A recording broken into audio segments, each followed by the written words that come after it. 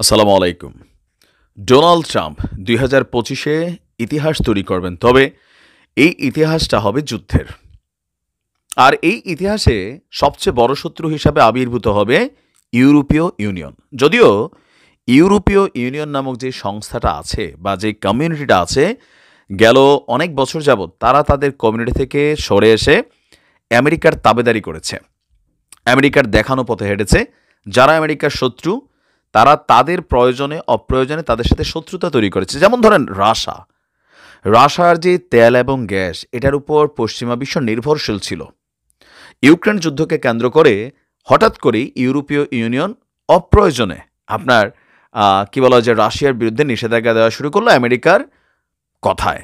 R as a result কি হয়েছে? দিন শেষে ছক্কা মারার বদলে জিরো পাইছে। এখন সেখানে ক্ষমতার পরিবর্তন হয়ে গেছে। দীর্ঘদিনের এই আমেরিকা ইউরোপের মিত্ররা আজকে শত্রুতে পরিণত হয়ে গেছে। আনুষ্ঠানিকভাবে আমেরিকা এবং ইউরোপের মধ্যে যুদ্ধের ডাক চলে এসেছে। তবে এই যুদ্ধটা এখন পর্যন্ত মাঠে ময়দানে সেনাবাহিনীর যুদ্ধ না। এই যুদ্ধের হচ্ছে একটু ভিন্ন রকম যুদ্ধ, শুল্ক যুদ্ধ, মানে ট্যাক্সের যুদ্ধ। অলরেডি ট্রাম্প ক্ষমতায় বসার পরেই আমেরিকার স্বর্ণযুগ বা আমেরিকা ফার্স্ট ইস্যুতে বেশ কিছু সিদ্ধান্ত নিয়েছে।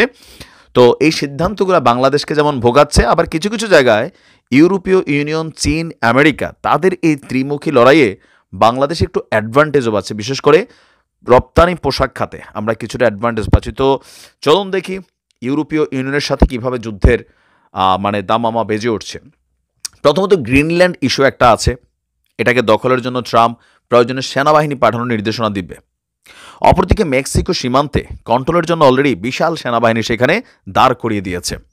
এর উপরই ট্রাম্প বসে কানাডাকে নিজেদের দখলে আনার জন্য প্রস্তাব দিয়েছিল, কিন্তু ট্রাম্পের এই সিদ্ধান্তকে প্রত্যাখ্যান করেছে কানাডার প্রধানমন্ত্রী জাস্টিন ট্রুডো।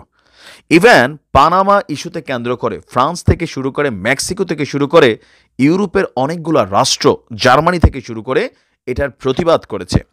অবশেষে ট্রাম্প সবাইকে বঠানোর জন্য শুল্ক এবং ভ্যাট যুদ্ধ শুরু করে দিয়েছেন। বলছেন ঝুঁকেঙ্গা নেহি।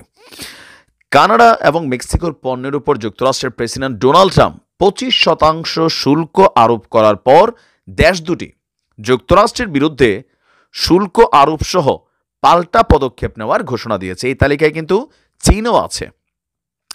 কানাডার প্রধানমন্ত্রী জাস্টিন ট্রুডো $155 বিলিয়ন সমমানের যুক্তরাষ্ট্রের পণ্যের উপর 25% শুল্ক আরোপের কথা জানিয়েছেন। এর মধ্যে $30 বিলিয়ন উপর কার্যকর হবে আজকে থেকেই, বাকিটা পরবর্তী 21 দিনের মধ্যে। মানে ট্রাম্প যেটা করছে ঠিক পাল্টা একই আইন কানাডার সরকার তারা নিজেরা দিয়েছে। তো যুক্তরাষ্ট্রের প্রেসিডেন্ট ডোনাল্ড ট্রাম্প কানাডা এবং মেক্সিকোর পণ্য আমদানিতে যেটা দিয়েছে এবং চীনের পণ্যে বর্তমান হারের চেয়ে আরও বাড়তি 10% শুল্ক আরোপ করার সিদ্ধান্ত নিয়েছে। আর আজকে থেকে এই নতুন সিদ্ধান্তগুলো কার্যকর করতে যাচ্ছে প্রত্যেকটি রাষ্ট্র।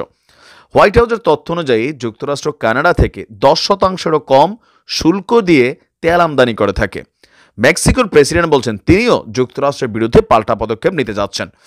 এমনকি ধারণা করা হচ্ছে যুক্তরাষ্ট্রের সিস্টেমে 25% শুল্ক আরোপ করবেন। এদিকে চীনের বাণিজ্য মন্ত্রণালয় বলছে শুল্ক আরোপ চীন, যুক্তরাষ্ট্র কিংবা কোনোভাবেই বিশ্বের স্বার্থ সংরক্ষণ করবে না। ট্রাম্প বলছেন যুক্তরাষ্ট্রের ভেতর ফ্যান্টানিল সংকট মোকাবেলায় তিনি শুল্ক আরোপের সিদ্ধান্ত নিয়েছেন।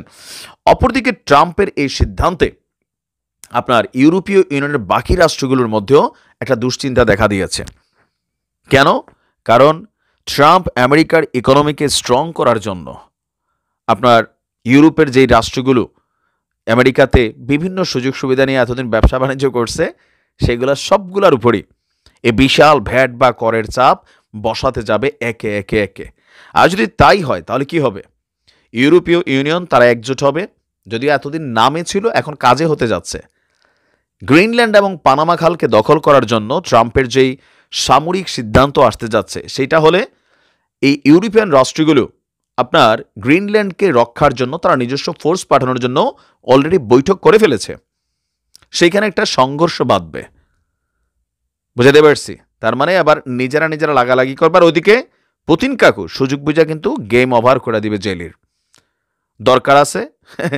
কারণ এতদিন পর্যন্ত আমেরিকা শুধুমাত্র আরব বিশ্বের জন্য হুমকি ছিল। এখন দেখা যাক কি হয়। আমরা জাস্ট এনজয় করি। ভালো থাকুন।